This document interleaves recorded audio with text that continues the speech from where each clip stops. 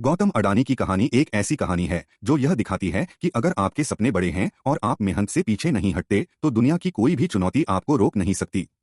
गौतम अडानी, जो आज भारत के सबसे प्रभावशाली उद्योगपतियों में से एक हैं, उनकी सफलता का सफर साधारण शुरुआत से शुरू होकर विश्व स्तर पर पहचान बनाने तक का है। गौतम अडानी का जन्म 24 जून 1962 को अहमदाबाद के एक साधारण गुजराती परिवार में हुआ।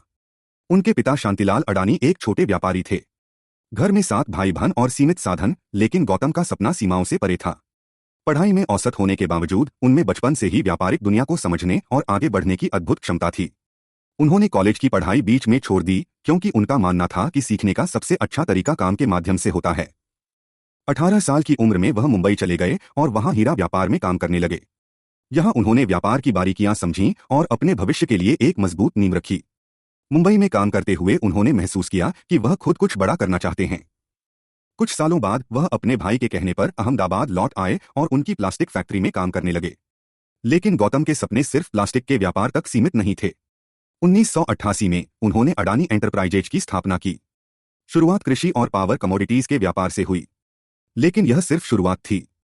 गौतम अडानी का लक्ष्य कुछ ऐसा करना था जिससे न केवल उनका व्यापार बढ़े बल्कि देश की अर्थव्यवस्था भी मजबूत हो।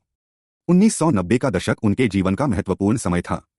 इस दौरान उन्होंने मुंद्रा पोर्ट का सपना देखा। यह सपना आसान नहीं था।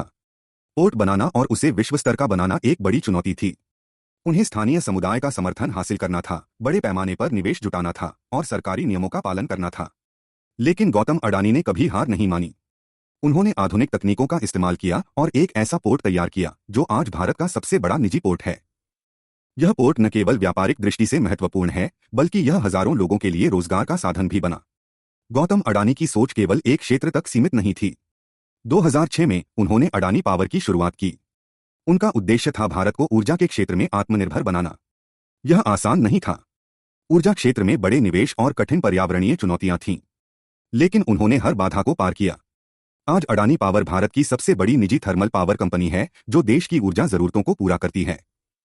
2015 में उन्होंने अडानी ग्रीन एनर्जी के माध्यम से नवीकरणीय ऊर्जा के क्षेत्र में कदम रखा। उनका उद्देश्य पर्यावरण के साथ संतुलन बनाते हुए देश की ऊर्जा जरूरतों को पूरा करना था। उन्होंने सौर और पवन ऊर्जा परियोजनाओं पर जोर दिया। यह एक साहसिक कदम था क्योंकि इसके लिए बड़े पैमाने पर निवेश और तकनीकी विशेषज्ञता की जरूरत थी। लेकिन गौतम अडानी ने इसे भी एक अवसर में बदल दिया। आज अडानी ग्रीन एनर्जी इस क्षेत्र में अग्रणी है। गौतम अडानी की महत्वाकांक्षा यहीं खत्म नहीं हुई। उन्होंने अडानी विल्मर के माध्यम से खाद्य और एफएमसीजी क्षेत्र में कदम रखा। उनकी कंपनी आज भारत में खाद्य तेल और रोजमर्रा के उपयोग की वस्तुओं में एक बड़ा नाम है।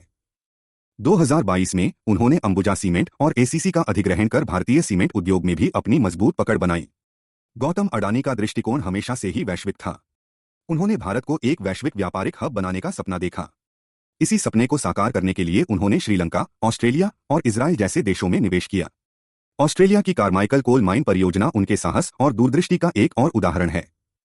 यह परियोजना विवादों में घिरी रही, लेकिन गौतम अडानी ने इसे सफलतापूर्वक पूरा किया।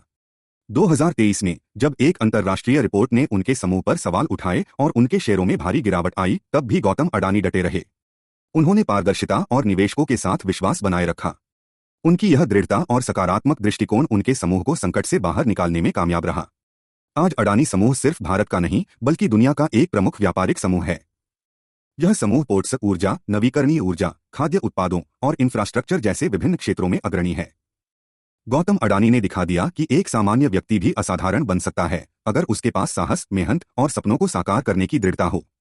गौतम अडानी का जीवन हमें सिखाता है कि मुश्किलें आएंगी, लेकिन अगर आप अपने लक्ष्य पर केंद्रित रहते हैं और निरंतर प्रयास करते हैं तो कोई भी चुनौती इतनी बड़ी नहीं होती जिसे पार न किया जा सके।